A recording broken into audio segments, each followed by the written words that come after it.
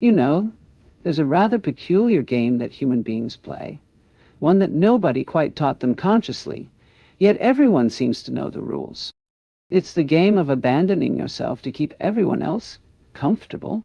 And the curious thing is, you've been playing it so long, you've forgotten it's even a game. But what happens when you suddenly realize you've been standing on everyone's side, except your own? Well, that's when things get really interesting. Nan- Now, now, there comes a very quiet moment, often in the middle of an ordinary day, or perhaps during one of those restless nights when sleep won't come, when something rather shocking occurs to you.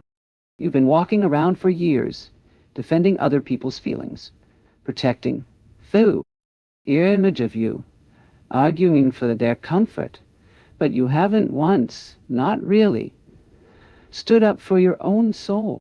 And it doesn't arrive with thunder and lightning, you see.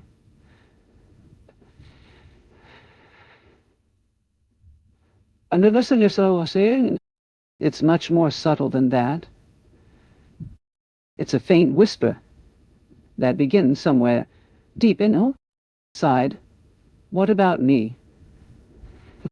Not the superficial me of vanity and social games, but that deeper self, that quiet awareness that's been watching everything patiently, almost politely, as you traded your inner peace for approval, for control, for belonging. A strange game we learn. You see, from childhood, you were taught a very peculiar arrangement. To be good, you must constantly step over yourself to make others comfortable. You learn to swallow your truth to keep the peace. You learn to ignore. Literally said now, I ray your pain, so no one would call you selfish. You learn to abandon your own heart in order to be loved. And it works for a while, doesn't it? On the outside, you look kind, generous, spiritual, strong. But on the inside, on the inside, you begin to fray. Now, piece by piece, you smile, but it's expensive. You say yes, but it hurts. You forgive, but you never really heal. And one day, perhaps on an ordinary afternoon, while washing dishes or sitting in traffic, you notice how profoundly tired your soul has become. Not just the body, not just the mind. The soul itself is exhausted. The furniture of other people's lives. Now, here's something rather important that nobody tells you. It is not noble to abandon yourself. It is simply painful. Oh, you, Ellen, are not here to be the furniture in someone else's life. You're not here to be the soft mat where others wipe their feet and then compliment you for being so understanding. You see, at some point, life, gently but firmly, pushes you to a crossroads. On one path, you continue as you are, pleasing, explaining, justifying, shrinking, and slowly disappearing inside your own story. On the other path, something rather radical happens. You turn around, and for the first time, you walk toward yourself. Lilem, lederstet, ekotek anit, outsaid. Tao, conditioning speaks. Now, immediately, when you make this turn, the old conditioning rises up like a chorus of concerned relatives. Ah, but that's selfish. Who do you think you are? What will people say if you change?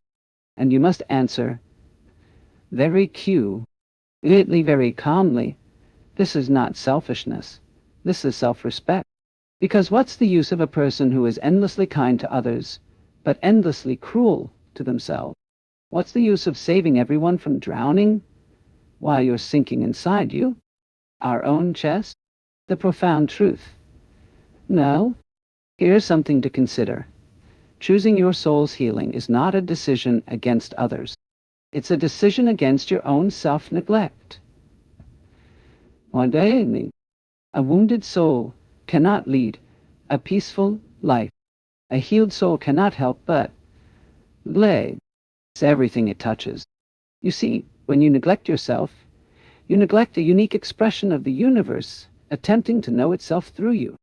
You're not a separate, isolated entity, awkwardly floating through existence.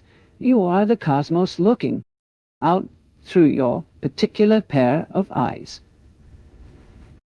And when you damage yourself trying to please others, you're damaging a small but precious part of the universe's unfolding. Nothing could be more tragic. The art of self-abandonment. Now, it's a curious thing, how a human being can spend an entire lifetime in the presence of their own soul, and yet never truly meet it. This forgetting doesn't happen all at once. No one wakes up and declares, "Today, I shall abandon myself." No, it happens slowly, almost lightly, in small, socially approved steps. Why? You laugh loudly. Someone says, "Not like that." You speak your truth. Someone says, "Don't say such things." You feel deeply. Someone says, "Stop being so sensitive." And so you learn the first great lesson in self-abandonment. Be anything, just not yourself. The exhaustion of masks. The ego, that little character you play in the world, is very clever. It says, "Come, wear my costume and people will clap for you." But the applause is never for your soul. It's none. It's for the mask. And masks are exhausting. They slip. They crack. They need constant maintenance. Have you noticed how tired pretending makes you? How conversations feel heavy when you're not speaking from truth? How relationships become burdens when, one, they require you to shrink. You trade authenticity for acceptance. When, what? I should know until... But acceptance gained at the price of your soul is merely a polite form of spiritual homelessness. The sacred return. None. Now, here's where it gets interesting. When you finally choose we're healing. When you say, "My soul's well-being comes first now," you're not closing off from life. You're opening. You're returning to the only place where authentic living can begin. Your center. Self-respect means recognizing your soul as sacred. Your time is valuable. Or your energy is not for sale. It means understanding that your first responsibility is to maintain the well-being of the consciousness that has been entrusted to you. The old sages said, "Tend the flame within, and you will light the world."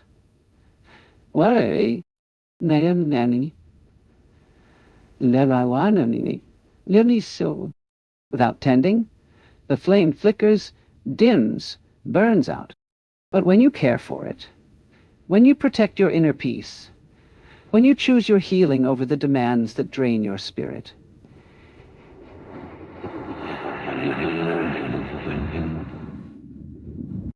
and that glow, that's not selfish.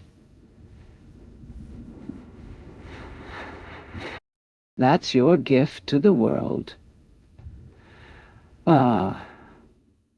And ordinary, the sacred forest. Here's a quiet misunderstanding that haunts many lives. the belief that you must open your heart to anyone who knocks at its door. But your soul is not a public garden for wandering minds to stroll all through whenever they please. It's a sacred forest, alive, mysterious, ancient, requiring respect and a certain depth of silence to truly be entered. Consider nature. A flower doesn't bloom for anyone who happens to walk by. It opens only in the presence of the sun.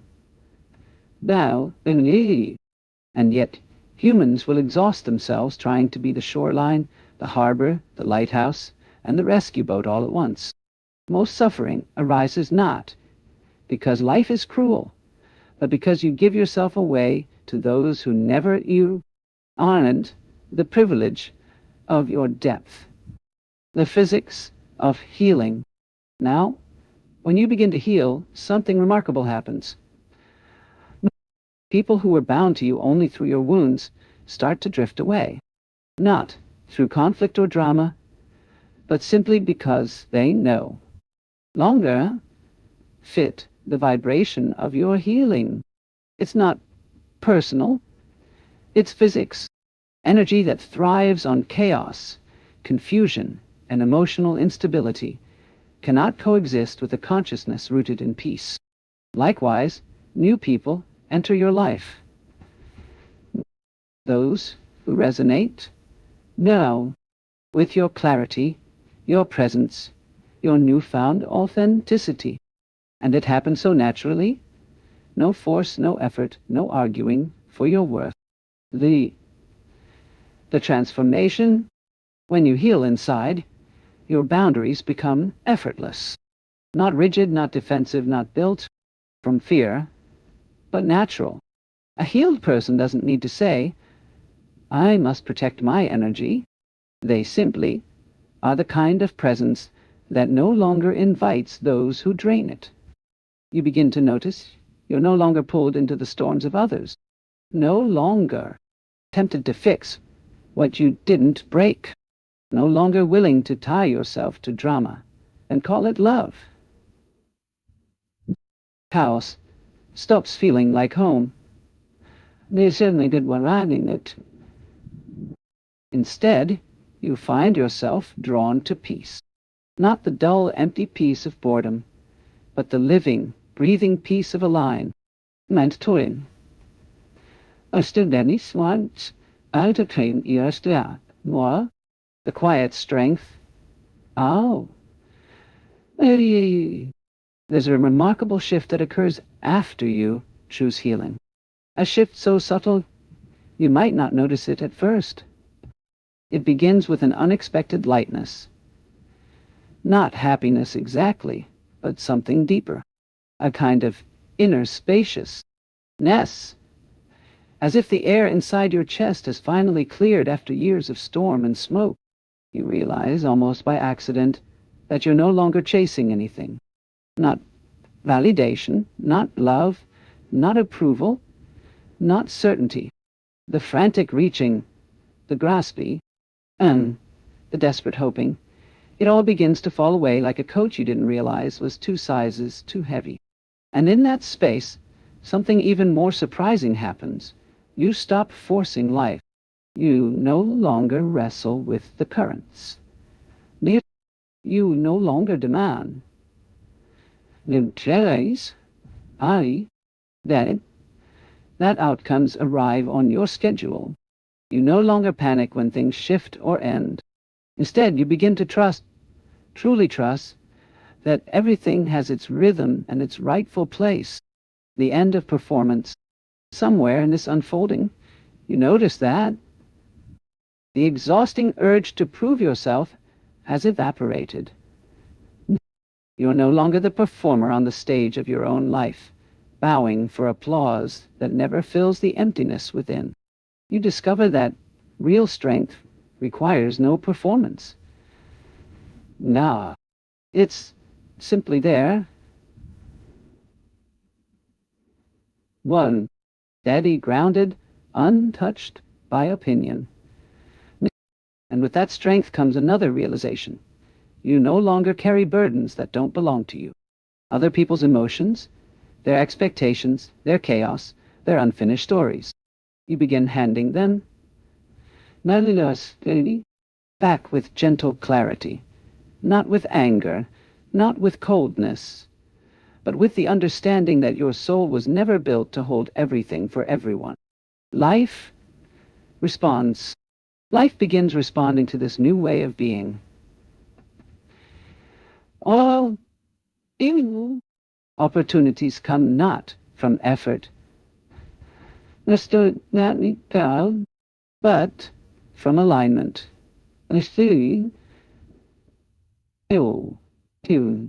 Conversations deepen.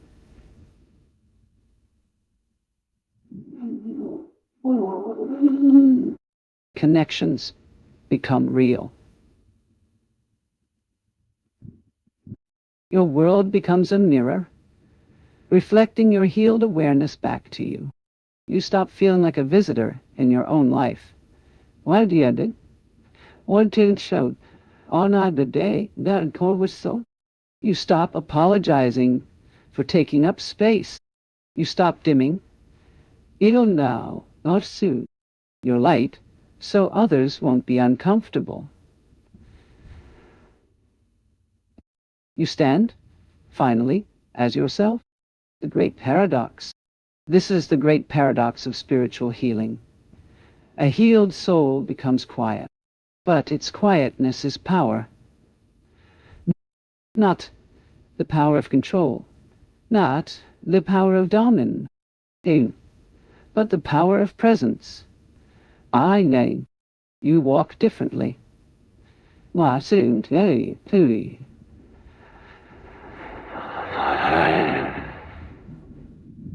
You breathe differently. You perceive differently. No. Well, your very existence becomes a statement. I am no longer at war with myself. And because that war has ended, the world around you no longer feels like an enemy. The return home.